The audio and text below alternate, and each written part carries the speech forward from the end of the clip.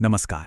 कभी कभी लगता है ना कि साल में कुछ दिन ऐसे भी होने चाहिए जब थोड़े से प्रयास का भी बहुत बड़ा आध्यात्मिक फल मिले। माघ पूर्णिमा बस एक ऐसा ही शक्तिशाली दिन है। तो आज हम इसी पवित्र दिन को पूरी तरह से समझेंगे, इसके गहरे मतलब से लेकर इसकी आसान पूजा विधि तक, ताकि इसका पूरा लाभ उठाया जा सके। आज हम क्या क्या जानने वाले हैं उस पर एक नज़र डालते हैं। सबसे पहले हम समझेंगे कि ये दिन इतना खास क्यों है।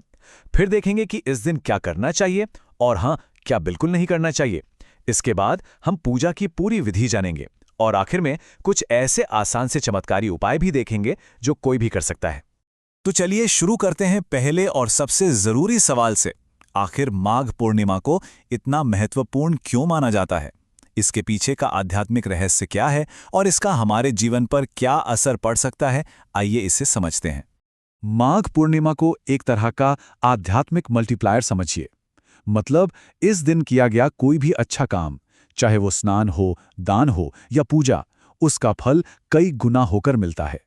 ये एक ऐसा पावरफुल टाइम है जब सूर्य, विष्णु और शिव तीनों की ऊर्जा बहुत प्रबल होती हैं, और इसीलिए माना जाता है कि इस दिन किया गया एक छोटा सा दान भी बड़ी बड़ी परेशानियों जैसे कि बीमारी, कर्ज और मानसिक तनाव को कम कर सकता है।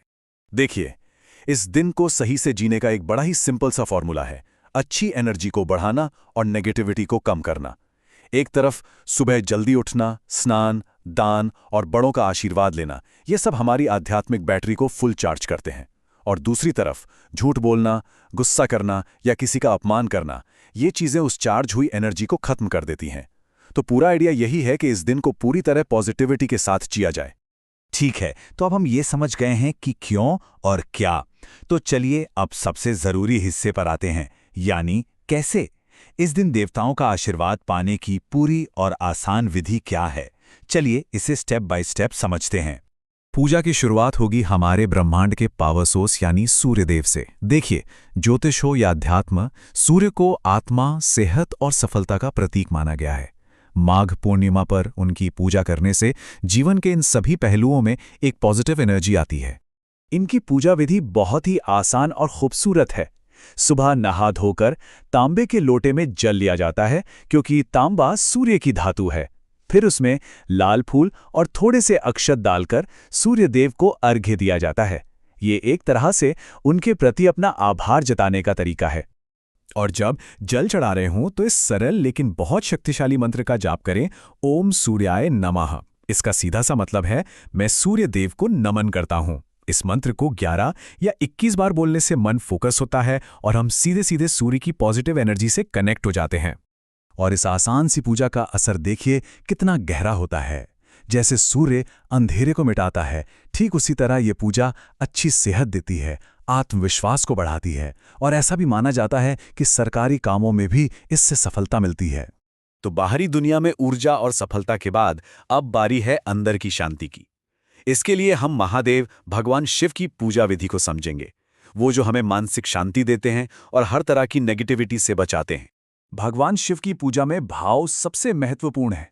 शिवलिंग पर जल या दूध चढ़ाया जाता है, जो ठंडक और पोषण का प्रतीक है।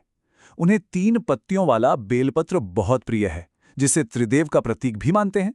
और फिर धूप और दिया जलाकर हम अपनी श्रद्धा प्रकट करते हैं। और यहां जिस मंत्र का जाप किया जाता है, वो तो शायद सबसे शक्तिशाली मंत्रों में से एक है। ओम नमः शिवाय। इसका मतलब है, मैं शिव को नमन करता हूं। इसे 108 बार जपना मन को बहुत गहरी शांति देता है और एक स्थिर अवस्था में लाने में मदद करता है। भगवान शिव, जो खुद परम योगी हैं, उनकी पूजा के फायदे भी उतने ही गहरे होते हैं।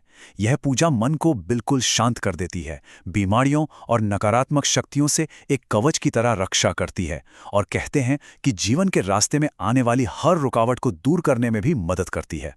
अच्छा, तो ऊर्जा और शांति के बाद अब बात करते हैं जीवन के तीसरे सबसे जरूरी पहलू की, सुख और समृद्धि। और इसके लिए हम जगत के पालनहार भगवान विष्णु की पूजा विधि जानेंगे, जिनका आशीर्वाद जीवन में खुशहाली और पारिवारिक सुख लाता है। भगवान विष्णु की पूजा में कुछ खास चीजें चढ़ाई जाती हैं। पीला रंग उन्हें बहुत पसंद है, इसलिए पीले फूल चढ़ाए जाते हैं। तुलसी जी को माँ लक्ष्मी का रूप माना जाता है, इसलिए तुलसी दल तो जरूरी है ही, और आखिर में घी का दीपक जलाकर मंत्र जाप किया जाता है। भगवान विष्णु को समर्पित महामंत्र है ओम नमो भगवते वासुदेवाय। इसका मतलब है मैं भगवान वासुदेव जो हर जगह मौजूद हैं उन्हें नमन करता हूं। ये मंत्र ब्रह्मांड की पालन करने वाली शक्ति से जुड़ने का एक बहुत पावरफुल तरीका है और इसे भी 108 बार जपने की परंपरा है। भगवान विष्णु की पूजा का फल हमारे सामाजिक और पारिवारिक जीवन में सीधे सीधे दिखता है। इससे परिवार में खुशी और शांति आती है, पैसों की तंगी दूर होती है और किस्मत भी साथ देने लगती है। ये वो आशीर्वाद हैं जिनकी जरूरत तो हम सभी को होती है। पूजा पाठ तो है ही, पर माघ पूर्णिमा का आशीर्वाद पाने के कुछ और भी बहुत आसान रास्ते हैं। ये छोटे छोटे काम हैं, लेकिन इनके नतीजे बहुत शक्तिशाली हो सकते हैं। तो आइए अब इन खास उपायों पर भी एक नजर डालते हैं। ये उपाय सेवा और दान से जुड़े हैं। जैसे गुड़ और गेहूं का दान करने से सूर्य मजबूत होता है, तुलसी में जल देने से भगवान विष्णु की कृपा मिलती है, गाय को चारा खिलाने से सभी देवी देवता खुश होते हैं, और पीले कपड़ों का दान करने से सौभाग्य बढ़ता है। ये काम भले ही छोटे लगें, पर इनका आध्यात्मिक असर बहुत बड़ा होता है। तो इन सब बातों का निचोड़ क्या है? देखिए, सबसे बड़ी बात यह है कि अगर कोई अपने जीवन में एक कंप्लीट बैलेंस चाहता है, यानी अच्छी सेहत भी, मन की शांति भी और धन समृद्धि भी, तो माघ पूर्णिमा का दिन इन तीनों को एक साथ पाने का एक गोल्डन चांस है। इस दिन सूर्य, शिव और विष्णु तीनों की पूजा एक साथ करना सबसे ज्यादा फायदेमंद माना गया है। तो ये सारी जानकारी हमें एक बहुत गहरे सवाल पर लाकर खड़ा कर देती है कि आज की इस भाग-दौड़ भरी जिंदगी में इन पुराने और शक्तिशाली रिवाजों को कैसे अपनाया जा सकता है ताकि जीवन में सच्ची शांति और समृद्धि मिल सके। इस सवाल का जवाब शायद हम सभी को अपने अंदर ही खोजना होगा। सोचने के लिए ये एक बहुत अच्छा सवाल है।